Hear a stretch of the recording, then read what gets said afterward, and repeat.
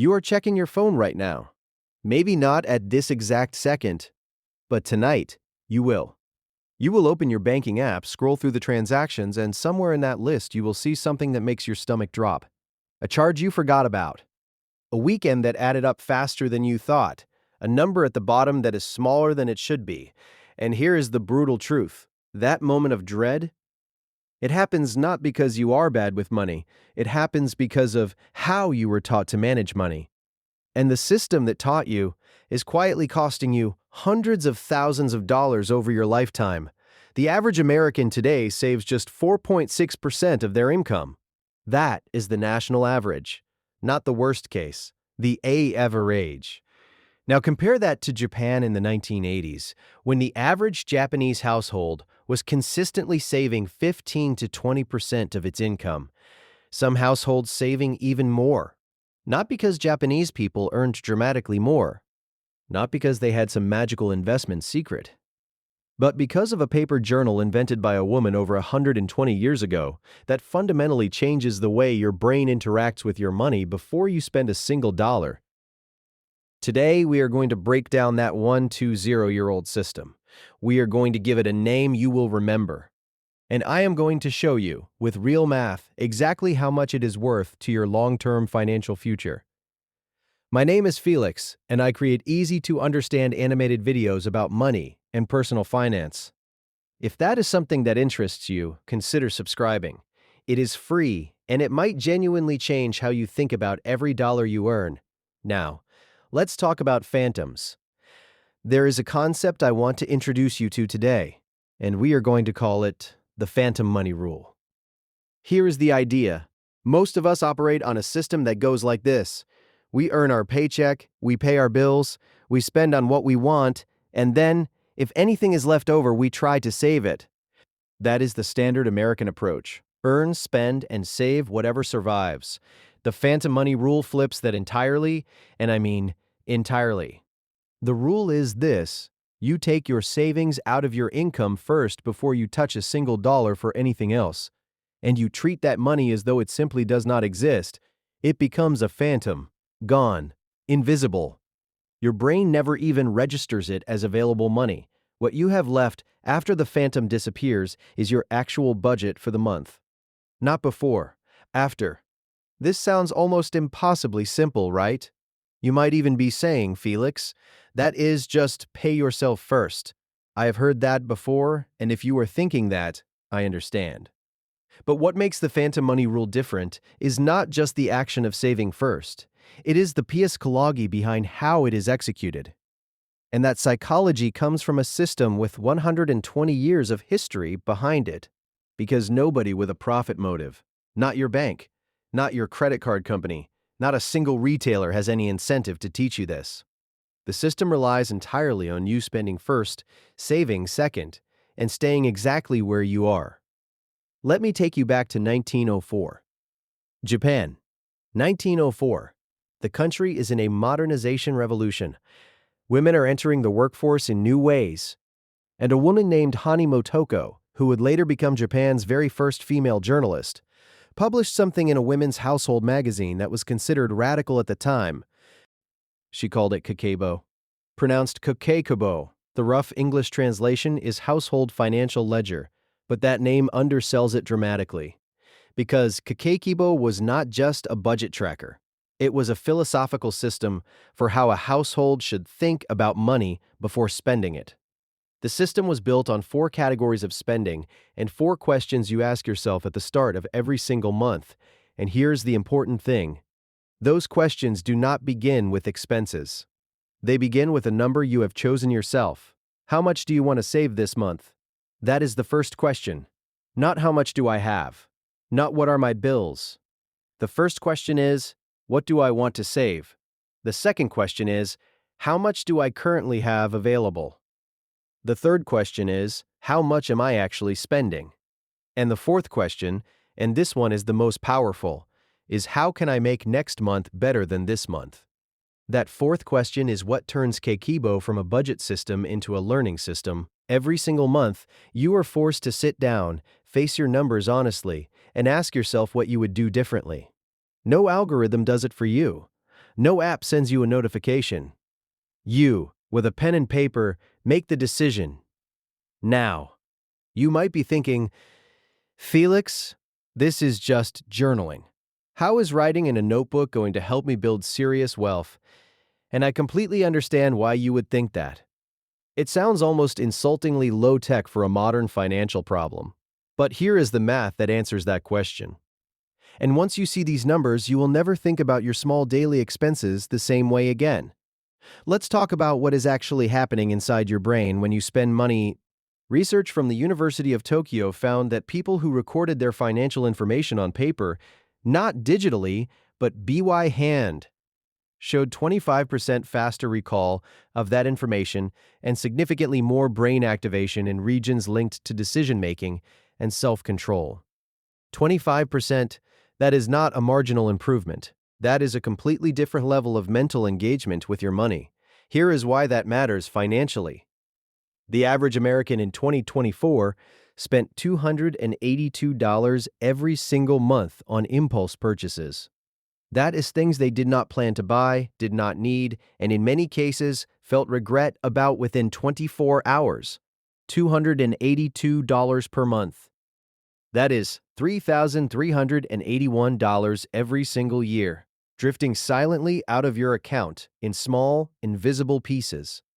Now I want you to think about what that $282 per month looks like when it is not spent on impulse buys. $282 per month, invested starting at age 30, earning the historical stock market average of 7% per year, compounded over 30 years. By age 60, that $282 per month has become over $340,000. Let me say that one more time. The money that the average American is spending on things they will not remember buying 5 years from now is worth over $340,000 in retirement wealth. That is not a small detail. That is the difference between financial stress in your 60s and financial freedom in your 60s. But it gets worse. Because the $282 in impulse spending is not even the full picture. Let's look at a real household. Meet a couple we'll call Marcus and Diane. Two working professionals. Marcus brings home $3,500 a month after taxes. Diane brings home $2,800 a month after taxes. Combined take-home income, $6,300 per month. That is $75,600 per year in after-tax money coming into their household. That sounds really solid, right? They should be comfortable. Let's watch what happens. $6,300 take-home. Rent, minus $1,900. That leaves $4,400. Two-car payments, minus $950. Now at $3,450, car insurance for two vehicles, minus $280. Now at $3,170. Groceries, minus $700. Now at $2,470. Utilities, electricity, water, internet, gas, minus $320. Now at $2,150. Phones minus $180. Now at $1,970. Student loan payments minus $620. Now at $350. Subscriptions, streaming, gym, apps minus $140. Now at $1,210. And we have not yet touched dining out, clothing, haircuts, birthday gifts, home maintenance, or the occasional weekend where Marcus and Diane just need a break from staring at these walls. $1,210 remaining. For everything else. For two people. In a world where a dinner out costs over $80 for two people before tip, and the savings? Whatever survives this. Whatever crawls out of the wreckage at the end of the month. Some months, nothing. Some months, $200. National average? National average? About $290 per month, which at their income level is a savings rate of less than 5%. Now let's rewind, and let's run this same household through the phantom money rule. On the first day Marcus and Diane received their paychecks, before paying a single bill, before rent, before anything, they moved $650 into a separate account. A phantom account. That money is gone. It does not exist to them. Their brains do not register it as available. They now build their entire month's budget around $5,650, not $6,300. Here's what that does. Because they are working with a tighter constraint, they wake up their spending awareness. They start asking the Kakeibo questions. They start tracking with pen and paper, writing down every transaction in one of four categories: needs, wants, culture, or unexpected. Month 1, Marcus notices he is spending $340 on wants that he cannot even name when he tries to recall them 2 weeks later. Lunch delivery apps that charged $18, $22, $15 at a time. A random online purchase of a gadget he used once. A streaming upgrade to a tier he never actually used. Diane notices she is spending $210 on subscriptions and small online orders she authorized months ago and completely forgot about. That's $550 in invisible spending they did not even notice. Combined with the $650 phantom, that is $1,200 per month that was previously swallowed by the financial void. But here is the number you actually came here for. $650 per month invested at 7% for 30 years. That is $614,000. $614,000 from a couple who felt like they could barely breathe at $6,300 per month of take-home. And they were right that they could barely breathe. Because they were building their lifestyle on 100% of their income without ever asking the first Kakeibo question. Now, you might be thinking, but Felix, I cannot just pull $650 out of a $6,300 budget. My bills are real. And I hear you. The phantom money rule does not require $650 to start. We will talk very specifically about how to find your starting number in just a moment. Because there is a process to this, and it is one that meets you exactly where you are. But I am not done yet. Because the math I have shown you so far, that is just the surface layer. Let's go deeper. Because the phantom money rule is built on something psychologists call mental accounting, and understanding how this works inside your brain changes everything. Changes everything. Here is the problem with how you currently think about your money. Your brain does not naturally separate money into earmarked categories. When your paycheck hits your account, your brain sees one big resource pool. And every single mental barrier between that pool and your spending is digital, meaning it requires you to exercise willpower every single time you want to make a financial decision, and willpower is finite. Studies show that by the time the average person gets home from work, makes decisions about dinner, answers messages, and navigates the evening, their decision-making capacity is severely depleted. That is when the impulse purchases happen.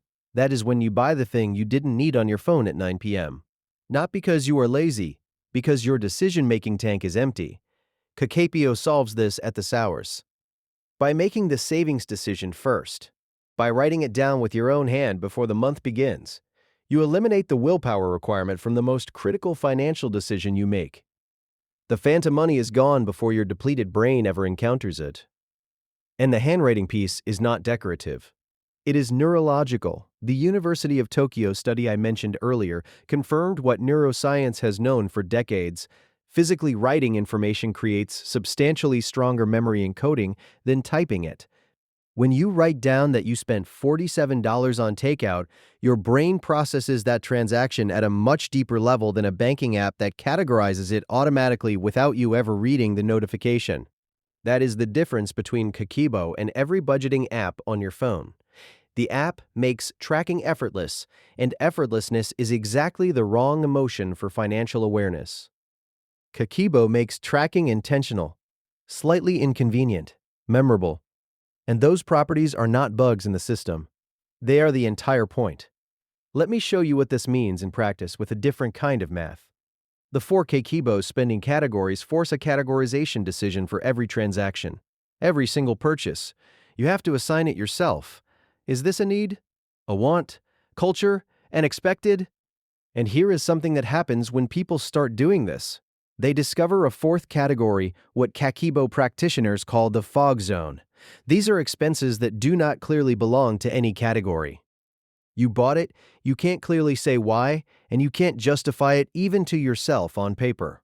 Studies on mindful spending show that purchases which require explicit categorization are returned, or AVO, whited, at a rate of between 25% and 35%, and 35% higher than purchases made without any categorization step. When you are forced to write want next to a $38 gadget you saw in an Instagram ad, something changes. The act of namming the purchase, classifying it, creates a pause. And that pause is worth money. Let me put a number on what that pause is worth. Americans currently average 9.75 impulse purchases per month, each one averaging $28.90. That's $282 per month. If the mindfulness mechanism of Kakeibo reduces your impulse spending by just 30%, a conservative estimate based on the research, that is $85 per month recovered, almost automatically, just from the act of writing purchases down. $85 per month at 7% for 30 years is $100,000. $100,000. From learning to write down your spending in 4 categories. But here is the most powerful part of the entire Kakeibo system, and this is the piece that nobody in the personal finance industry has an incentive to teach you. It is the reflection ritual. Every month, at the end of the month, Kakeibo practitioners sit down and answer that 4th question: how can I make next month better than this month? This is what I call the monthly financial mirror. And it is the single most dangerous habit you can build. Dangerous for the banks and retailers and subscription services that depend on your spending autopilot staying switched on. Because the monthly financial mirror forces you to confront a very specific number, the gap between what you planned to save and what you actually saved. And here is the psychology that makes this devastatingly effective. Human beings are extraordinarily loss-averse. We feel the pain of a loss roughly twice as intensely as we feel the pleasure of an equivalent gain. The month financial mirror exploits this perfectly. When you sit down and see that you planned to save $500 but only saved $180, that $320 gap is not abstract. It is written in your handwriting in a notebook on your table, undeniable. That discomfort is the engine. That is what changes behavior.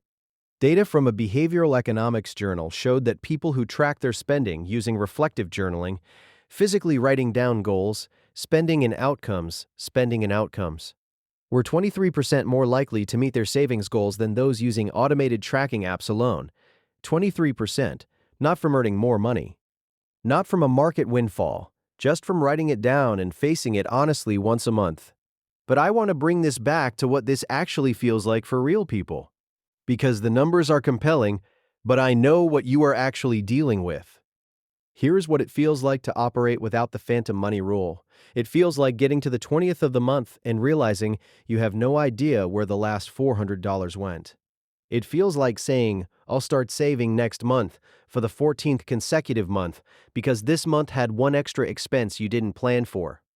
It feels like watching a friend post about buying a house and doing the mental math while lying in bed at midnight, trying to figure out how they did it on a salary that isn't dramatically different from yours.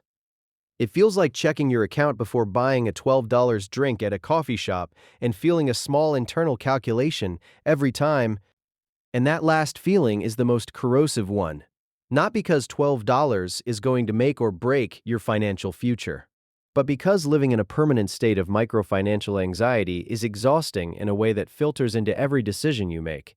It makes you less creative, less generous, less present. Research shows that the psychological toll of constant financial uncertainty literally reduces cognitive function. Your IQ effectively drops when you are in financial stress mode. This is not a willpower problem. This is not a discipline problem. This is a STEM problem. And the Kakeibo system, the phantom money rule, is specifically designed to eliminate that anxiety by replacing reactive, guilt-based financial monitoring with a proactive, intentional monthly ritual that puts you in control. Nobody taught you this. Your school never covered it. And the financial products industry has exactly zero motivation to change that. They profit from your financial uncertainty. Your anxiety is their business model. But now you know. So let's talk about what you actually do with this. Here is how you implement the phantom money rule starting this month. Not next month. Not after you get a raise. This month. Step 1. Run your own Kakeibo opening ritual. Right now, this week. Take out a notebook and answer these 3 questions honestly, on paper with a pen. Not on your phone. On paper. Question 1. What is my actual monthly after-tax income? Not your salary. Your actual take-home. Write the number. Question 2. What is the minimum I am honestly willing to protect every single month, no matter what? Not a fantasy number. A real one you can commit to. If your honest answer is $50, write $50. If it is $300, write $300. This is your phantom. It disappears on payday. Non-negotiable. Question 3. What are my fixed monthly costs? The ones that would happen whether I was paying attention or not. Write every single one. Now subtract your phantom and your fixed costs from your income. What you have left is your conscious spending budget for the month.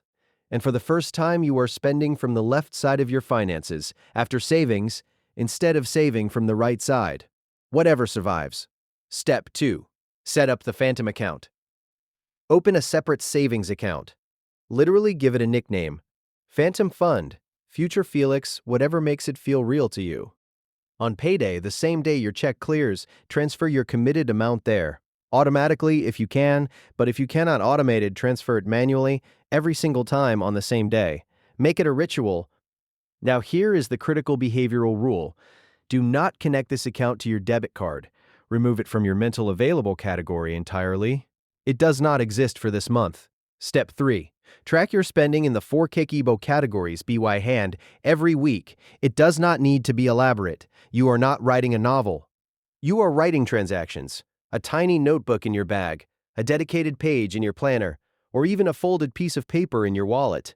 4 columns. Needs, wants, culture, unexpected. Every purchase, every single one, before the day is over, gets assigned to one of those 4 columns. Not to make you feel guilty, to make you feel a war. What you will notice within the first week is that you automatically start second-guessing purchases in the wants column. Not because you forced yourself to, but because writing want next to a $34 item creates a small, powerful pause between desire and action. That pause is worth more than any budgeting app. Step 4. The monthly financial mirror. On the last day of each month, sit down for 20 minutes with your Kakeibo journal. Answer the 4th question. How can I make next month better than this month? Compare what you plan to save versus what you actually saved. Identify the one spending category where you drifted the most, and write one specific adjustment you will make next month. Just one. Not a complete lifestyle overhaul. One thing. This reflection is not about shame. This is about iteration. The same process that makes great companies great is what makes great personal finances great. Measure, reflect, adjust. Measure, reflect, adjust. Step 5. Build the phantom compounding wall. Once your phantom account reaches $1,000, move it into an HASA, a high-yield savings account, earning at least 4.5% to 5% in today's rates. Once it reaches $3,000 and you have not touched it for 3 consecutive months, you have proof to yourself that you can execute this system. Then, and only then, open a Roth IRA or add to your existing investment account and begin investing your phantom contributions at market returns. That is when the phantom money rule goes from a budgeting habit to a generational wealth strategy. Let me show you what the compounding wall looks like in real numbers. Let's say you start with just $100 per month in your phantom account this month. That is your starting point. $100. Year 1, you save 1,000 times. Year 1, you save 1,000 times to pay.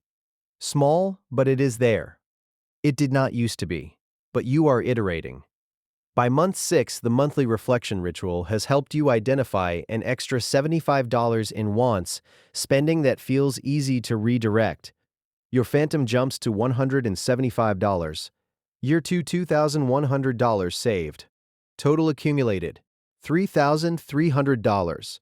Your Hasha is earning you about $130 in annual interest. By year 3, you have optimized further.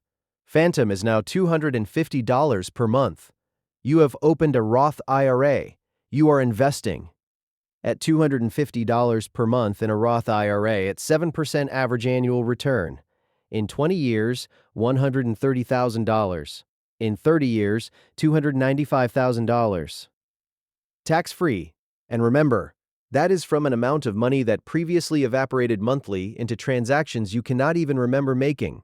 Now you might be thinking, Felix, $250 per month is out of reach for me right now. I hear that. And I want to be genuinely honest with you. If $250 is not realistic, start at $50. Start at $25. The number is almost irrelevant for the first 90 days.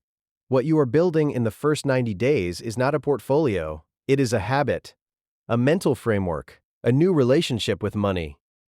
The average person who commits to Kakeibo for 3 months reports not just financial improvement, they report that money feels less stressful, not because they have dramatically more of it, but because they are in control of it for the first time, and control eliminates the unpredictable dread of opening that banking app. There is a beautiful irony hiding inside the phantom money rule, and I want to leave you with it. Here is the irony. In America, we spend enormous emotional energy tracking the money we have already lost. The banking app that shows you what you spent last Tuesday. The credit card statement that arrives after 30 days of decisions you made without thinking. The spreadsheet you open once a month and then immediately close because it is too depressing. We are living entirely in the financial past. Kakeibo moves you into the financial future because you are deciding, before the month begins, what your future self is going to look like. The phantom disappears first. The future is protected first. And the spending that happens after is spending from a position of awareness and intention, not spending from a position of hope and avoidance. Hani Motoko published this system in 1904 in a magazine for Japanese homemakers navigating economic uncertainty. She did not have compound interest calculators. She did not have investment platforms. She had a notebook and the radical insight that money you never see is money you never see, is money you never spend. And 120 years later, she is still right. The average American is saving 4.6% of their income. The historical average before the spending culture explosion of the 90s was over 8%. The gap between those two numbers, over a working lifetime, at market returns, is roughly $380,000. Let me say that one more time. The gap between the savings rate of the recent past and the historical American norm, not the Japanese norm, not some financial ideal, just the normal American savings rate from 30 years ago, represents $380,000 of unrealized retirement wealth for the average household. And nobody in the financial ecosystem has any motivation to reverse that trend. Not the bank that earns interchange fees every time you swipe. Not the retailer that engineered their checkout experience to maximize impulse conversion. Not the subscription service that auto-renews hoping you forget. Not the credit card company that profits from your month-to-month balance. They all rely on one thing, that you will spend first, save second, and remain too busy, too tired, and too overwhelmed to change the order of those two actions. The phantom money rule changes the order. A 120-year-old Japanese notebook versus the entire modern attention economy. And the Japanese notebook has never lost. If this video made you think differently about your money, share it with one person in your life who you think needs to hear it. Not as a lecture, as a conversation starter. Money talks are rare because they feel uncomfortable, but discomfort at 30 is worth hundreds of thousands of dollars at 60. And if you want to keep building your financial intelligence one video at a time, subscribe. I make these because I genuinely believe that understanding money is the most underrated life skill on the planet. And you deserve to know how it actually works. The notebook costs less than $10. The knowledge inside it is priceless. I will see you in the next one.